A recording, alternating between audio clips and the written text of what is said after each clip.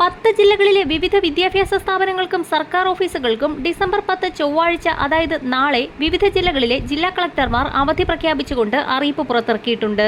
സംസ്ഥാനമൊട്ടാകെ 31 തദ്ദേശ വാർഡുകളിലായാണ് നാളെ ഉപതെരഞ്ഞെടുപ്പ് നടക്കുന്നത്. പോളിംഗ് സ്റ്റേഷനുകളായി പ്രവർത്തിക്കുന്ന സ്കൂളുകൾക്ക് ഇന്നും നാളെയും അവധിയാണ്. വോട്ടെണ്ണൽ കേന്ദ്രങ്ങളായ ചില സ്കൂളുകൾക്ക് ബുധനാഴ്ചയും അവധി പ്രഖ്യാപിച്ചിട്ടുണ്ട്.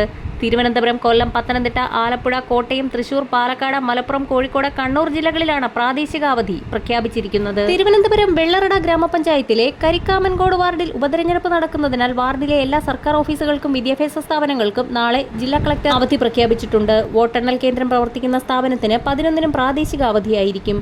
കൊല്ലം ജില്ലയിൽ ഉപതെരഞ്ഞെടുപ്പ് നടക്കുന്ന പ്രദേശങ്ങളിൽ നാളെ ജില്ലാ കളക്ടർ അവധി പ്രഖ്യാപിച്ചിട്ടുണ്ട്. തൃശൂർ ജില്ലയിൽ ഉപതെരഞ്ഞെടുപ്പ് നടക്കുന്ന ചൊവ്വന്നൂർ ഗ്രാമപഞ്ചായത്തിലെ പൂശപ്പള്ളി, നാട്ടിക ഗ്രാമപഞ്ചായത്തിലെ ഗോഖലെ എന്നീ വാർഡുകളിൽ നാളെ അവധിയാണ്. ഇതോടൊപ്പം തന്നെ പാലക്കാട് ഉപതെരഞ്ഞെടുപ്പ് നടക്കുന്ന വാർഡുകളുടെ പരിധിയിൽ ഉൾപ്പെടുന്ന എല്ലാ വിദ്യാഭ്യാസ സ്ഥാപനങ്ങൾക്കും സർക്കാർ, അർദ്ധ സർക്കാർ സ്ഥാപനങ്ങൾക്കും നാളെ അവധിയായിരിക്കും. മലപ്പുറം ജില്ലയിൽ ഉപതെരഞ്ഞെടുപ്പ് നടക്കുന്ന പോളിംഗ് സ്റ്റേഷനുകളായും വോട്ടെണ്ണൽ കേന്ദ്രങ്ങളായും നിശ്ചയിച്ചിട്ടുള്ള വിദ്യാഭ്യാസ സ്ഥാപനങ്ങൾക്ക് അവധി പ്രഖ്യാപിച്ചിട്ടുണ്ട്. കോഴിക്കോട് ജില്ലയിലെ കാരശ്ശേരി ഗ്രാമപഞ്ചായത്ത് ആനയാങ്കുന്ന് വെസ്റ്റ് വാർഡിലേക്ക് ഡിസംബർ 10-ന് ഉപതെരഞ്ഞെടുപ്പ് നടക്കുന്നതിനാൽ വാർഡ് പരിധിയിൽ വരുന്ന ഓഫീസുകൾ നാളെ അവധിയായിരിക്കും. കണ്ണൂർ മാടായി പഞ്ചായത്തിലെ പോളിംഗ് കൗണ്ടിംഗ് സ്റ്റേഷനുകളായ മാടായി ഗവൺമെന്റ് ഗേൾസ് ഹൈസ്കൂളിന് നാളെ അവധി പ്രഖ്യാപിച്ചിട്ടുണ്ട്.